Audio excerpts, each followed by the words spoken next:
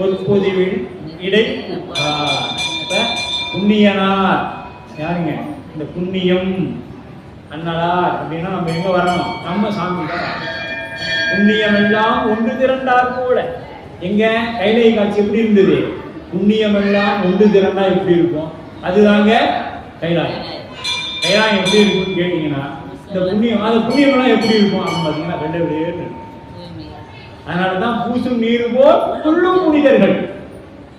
சேக்கிழார் தான் சொல்றார், பூசும் நீர் போல் துள்ளும் புனிதர். அப்ப புண்ணியம் எல்லாம் அப்படின்னா வெள்ளையாடு. அடியார் அப்ப ஏன் வெள்ளையாடை அணிவிக்கணும்? அந்த தூய்மையாக இருக்கணும், அந்த வெண்மையாக இருக்கணும். அது சாத்வீக குணத்தை கொடுக்கும். அது மட்டுமல்ல, வெள்ளை கலர்ல எல்லா கலரும் தன்னுள் அடக்கியது தான் வெள்ளை. எல்லா கலரையும் தன்னுள் அடக்கியது தான் வெள்ளை. அதனாலதான் அடியார்கள் எப்பொழுதும் எல்லோரும் தன்னுக்குள்ள அடக்கிய